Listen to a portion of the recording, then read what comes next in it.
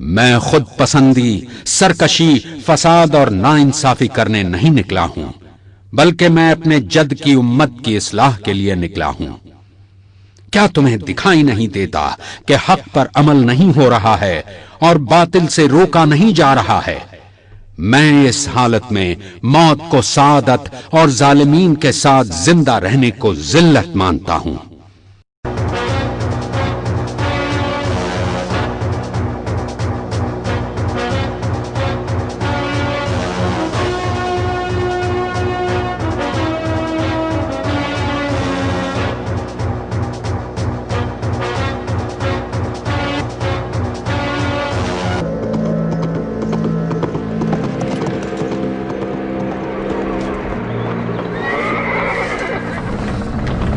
کیا معاویہ مر گیا؟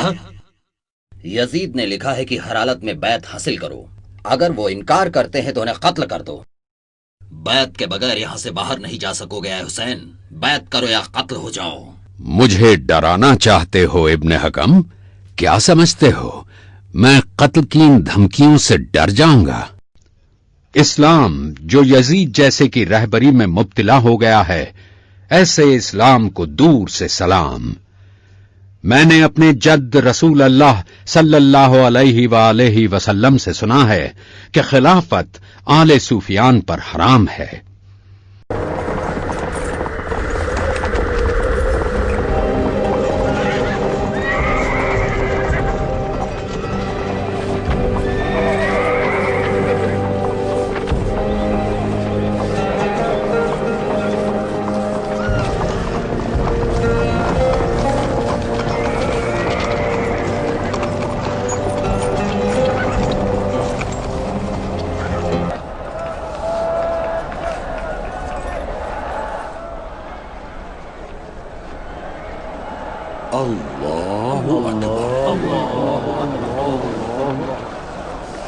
جاؤ حسین کو قتل کر دو، چاہے وہ کعبہ کے پردے سے لپٹے کیوں نہ ہو۔ اے میرے چچا زاد بھائی مسلم، عراق کے لوگوں کی یہ خواہش ہے کہ ہم وہاں جائیں۔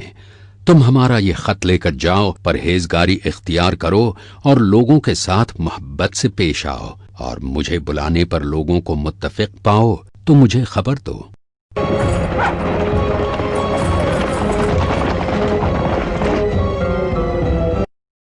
مجھے معلوم ہوا ہے کہ 18,000 اہل کوفہ آپ کا ساتھ دینے کے لیے تیار ہیں، لہٰذا اس خط کے ملتے ہی فوراً چل پڑے۔